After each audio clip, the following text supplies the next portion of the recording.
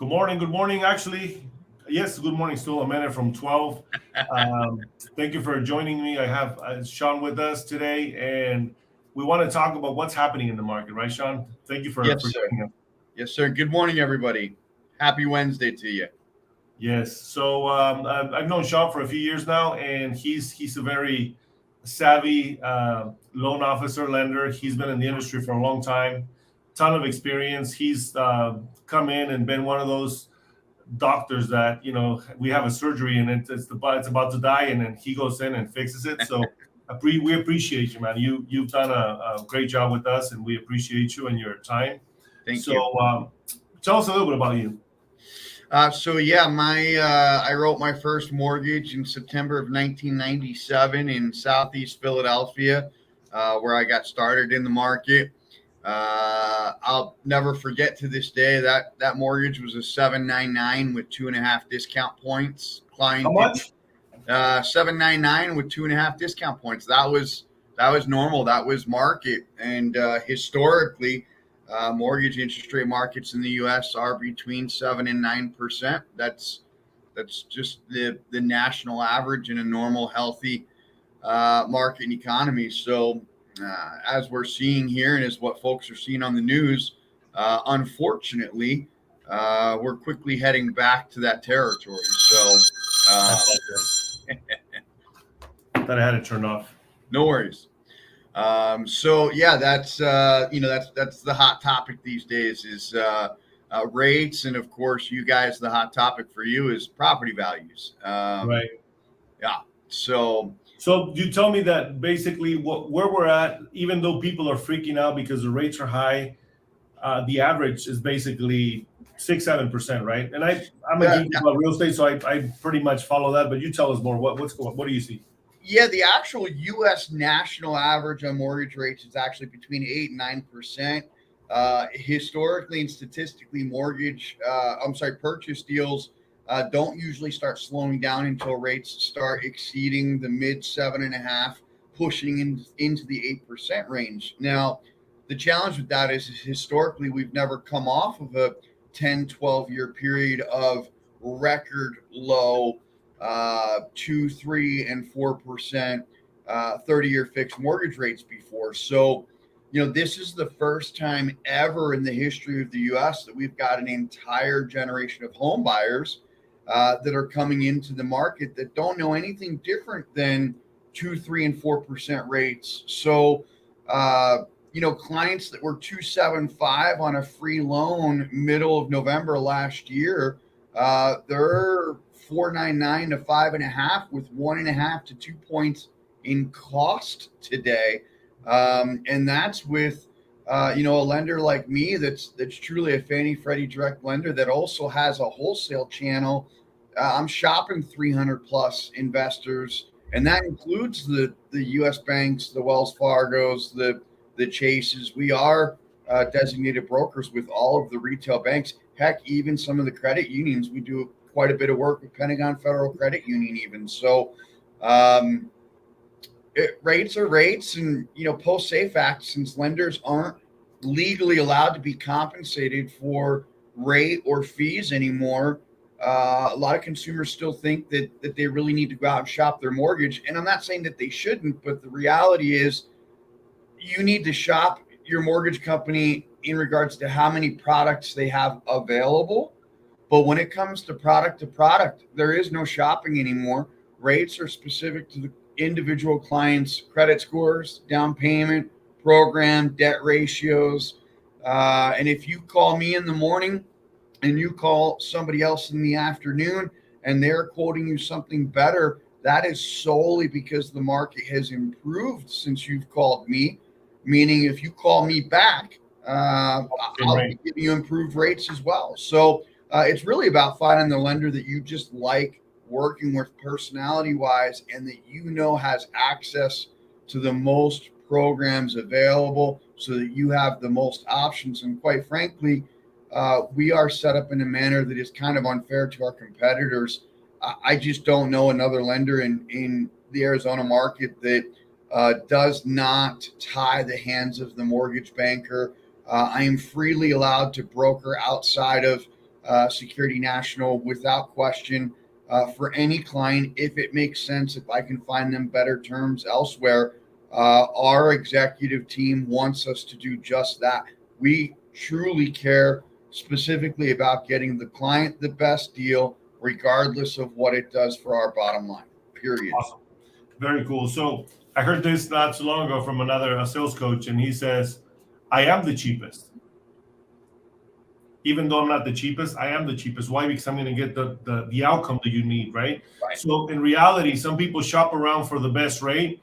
And we were having this conversation with one of my clients. She was a tenant at one point back in 2012, and she had a good settlement that we used to invest. And she took her money out of that investment. We put it in real estate, and she's very happy. She's good. She's got a ton of money in the bank that she's going to invest some more. But anyways, the reason I brought this up is because she says, Juan, I rent my own properties. And I said, awesome. How's that going? Great. I have the tenants are super happy. What are you charging them? And she mentioned the numbers. And I'm like, did you know you're about $800 less on each one of them than what the current market is? What do you mean? I said, yep. You're charging way less than what the market is. She's thinking that she's getting a beautiful deal because the tenants are happy. And she went to Zillow and got this automated valuation of what the property will rent for. And I says, well, do you want me to do the math or you got it? Just think about it. 3-4 years, $800 a month, $1,600 because there's two properties, right? And she didn't want to pay a $1,000, $2,000 commission for a rental because the rentals are cheaper, right? So it's costing you about $36,000 instead of paying us $2,000, which we're the experts on this matter, right? So sometimes people focus on cheap. And good ain't cheap, and cheap ain't good, right?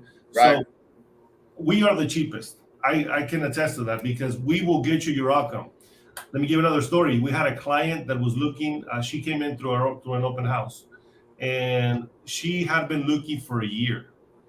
What does a year equal to right now on average in appreciation for anyone out there? So there are parts of Maricopa County that were as high as 32%. The basic average that they're stating, Maricopa County last year was between 18 and 22% across the board, no matter what. So I'm going to give you a number just to make it simple. $100,000. That's an average. How much? Yeah. So we can people dollar amount wise, yes, for sure. Yes. Easy. So because I'm weird with if you put me in percentages, except 3%, that's good. But anyways, 28%, $100,000. So this lady had to pay an additional $100,000. Yeah. Because she went with someone cheap or someone that, didn't know what he was doing because he was doing them a favor. And she felt bad that, this person was going to feel bad that if she went somewhere else. She came to us a week later, we got her a contract. Right. Just imagine the equity she would have had because we do have, we have fees that we charge, but yeah. Are we worth it? 100%. Of course. So when you mention that, I mean, Sean knows what he's doing. So is he the cheapest? He is. He's going to get you the right outcome you're going to deserve. That's not going to reflect on the paper for you to see it. It will because you're going to get that equity. And you're going to be able to get into a property in less time than, like, for example, right now, 3 months ago, what was the rates, Sean? 3 months ago, even we still had clients that qualified in the threes. Minimum, at worst case scenario, we were low fours 3 months ago. Absolute worst case scenario coming into January. I'll tell you, Juan, the cost between an experienced and good mortgage banker and an inexperienced mortgage banker in the last 4 weeks alone has cost clients 20% on their mortgage payment. That is how much mortgage payments have increased in the last 4 weeks alone economically because of federally mandated interest rate hikes and just what the Fannie Freddie bond markets have done in reaction to upcoming market movements. The feds are saying there's going to be 6 to 9 additional federal rate hikes this year alone. And they're stating that interest rates potentially could be knocking on the high sixes and potentially even maybe in the 7% bracket range by the end of this year. That's insane. So, and people are waiting. I don't know what they're waiting for, but they're waiting for the market to crash. They're waiting for the rates to drop. What are we going to see in the next year or so in the rates? You mentioned nine hikes. Yeah, so rates are definitely not going to drop.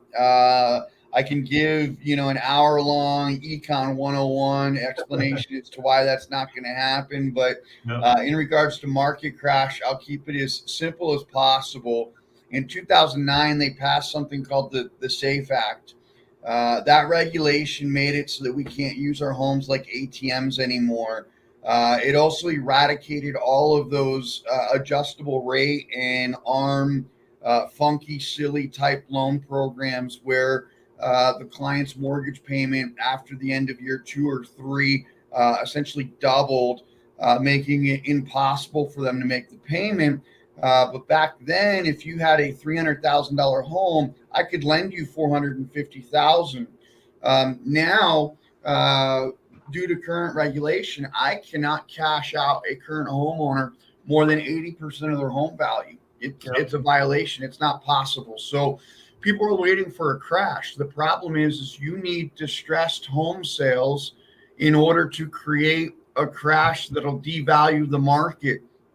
We've got, on average in this country, Americans sitting on record amounts of equity at record low fixed interest rates.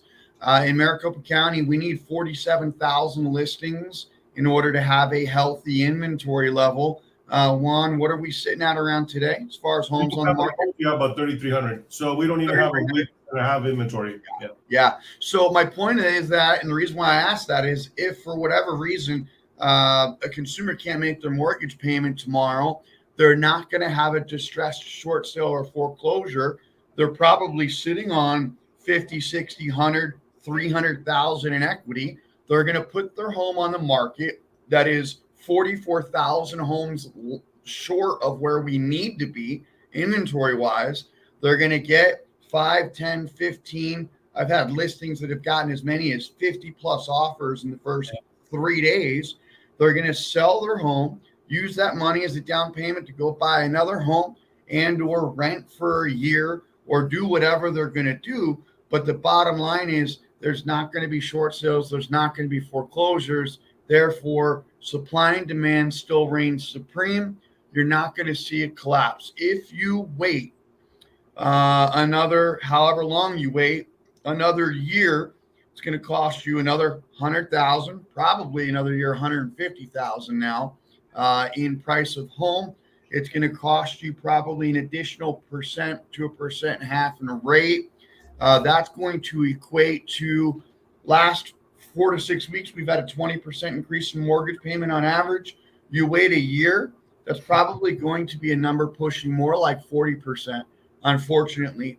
So if you can get a $2,500 mortgage payment now and you wait a year, you're probably looking at a $3,200 payment in a year from now. Now, those are projections based off of what market's doing right now.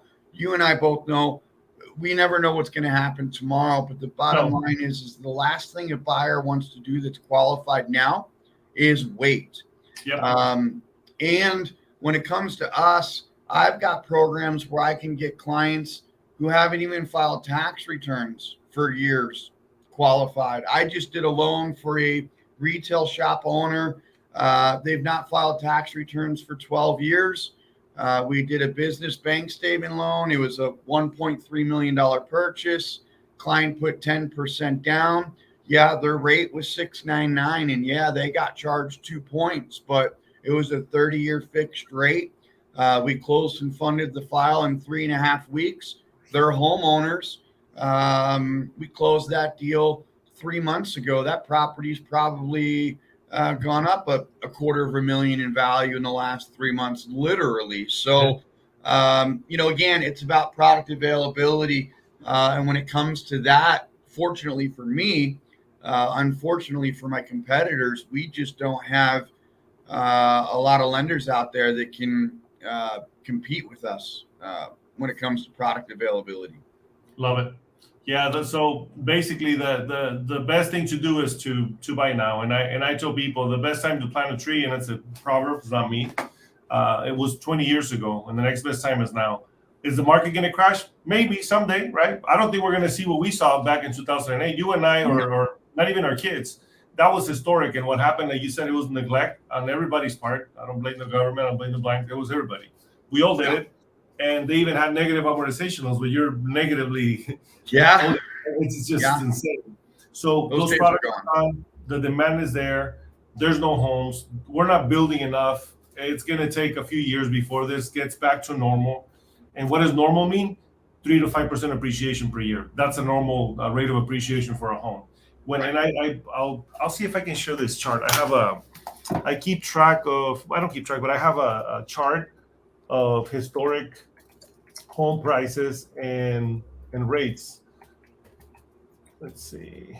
And while you're looking that up, Juan, to add fuel to the fire, we've got all of these tech, green, and microchip companies relocating to Arizona right now, which is bringing our medium income. Our medium income in Arizona just in the last 2 years has gone from 36,000 to 75,000 a year alone.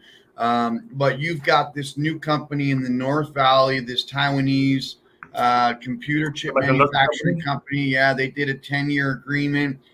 First round of hires, 3,800 approximate employees, first quarter of next year. Lotus is relocating here. Tesla, Google's expanding. Amazon's expanding. I mean, the list goes on and on. There's about, the last I counted, about 14 or 15 green tech or IT type companies relocating to Arizona as we speak, which is only going to put more pressure on inventory levels and the lack of housing availability. It's crazy. There's a lot going on here. So there's more. I mean, if you talk about adding more fuel to the fire, it's crazy, right? Anyways, just wanted to show you this real quick. The rates throughout history in the 80s, they were up to 15, 17%. So like Sean was saying, average is about 8%. We've never seen this. This is where we're at right now.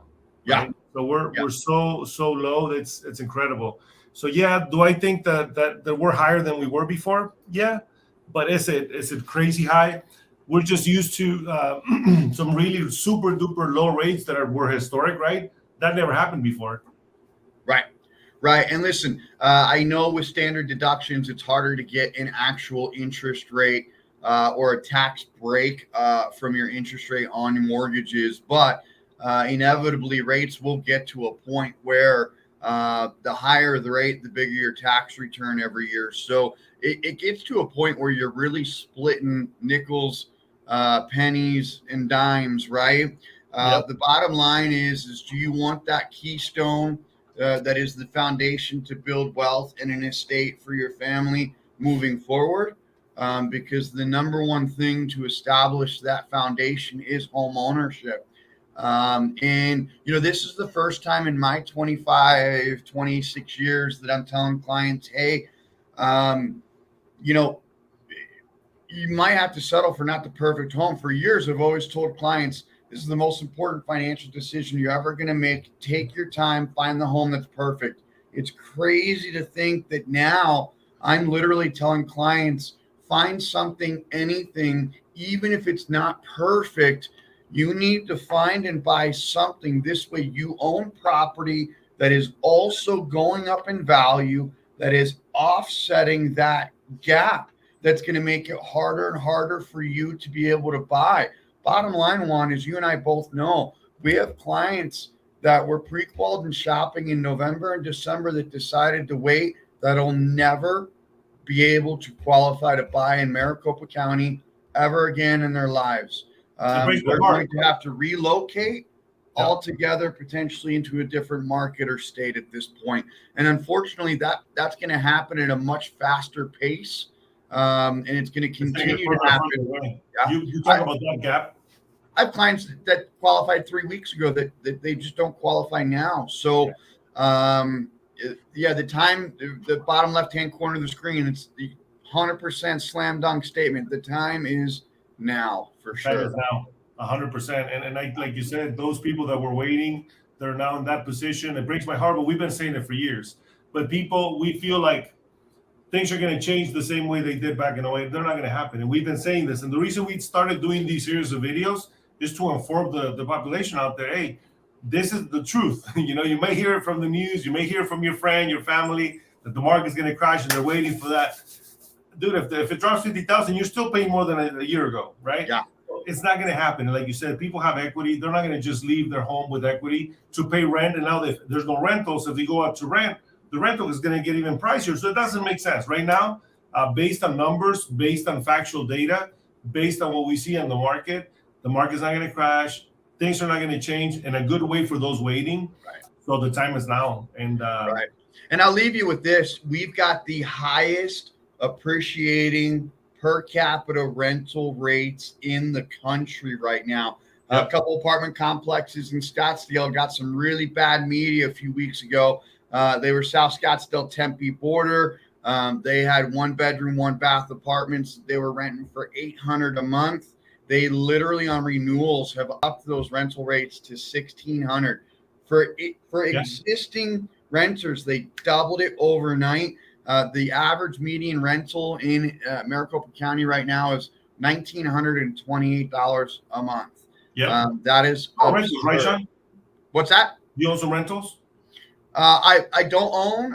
I used to. At my height, I had 22 properties in my portfolio. As you know, I also have a real estate investment and holdings company. We buy and flip. I do not buy and hold anymore. Just had too many rental story nightmares that we can do on a different live call one day. That's fine. The reason I was asking because we do own some rentals, and our rentals, God when my tenants leave, as sad as I am, I'm very happy because I can up the rent. And we have a rental that we purchased 3 years ago. It went from $1,200 to $1,800. Yeah. And it's just a regular home, typical. You could probably get Phoenix, 22 or 2,300 for it right now if you wanted to. So again, it's the time is now, guys, and I just want to thank Sean for coming in. We'll do this again, brother. I appreciate your time. I know you're busy, and we appreciate you. So, God bless you guys. God bless you guys out there. Be well. Listen, regardless of what anybody's background or beliefs are, I don't want to offend anybody, but we are at a state in this country and in this world. Whatever you believe, I know Juan and I share beliefs, but what we need now for everybody and everything going on in this world is some serious prayer for one another and just getting back to the golden rule. You never know what a person's dealing with on any given day. So just be exceptionally nice to everybody around you, people. God bless you out there. Good luck. I hope to hear from somebody, anybody, anytime soon. Thank you, Juan. Appreciate the time, brother. Thank you, sir. Thank you for coming by. Have a good day, guys. God bless. Take care.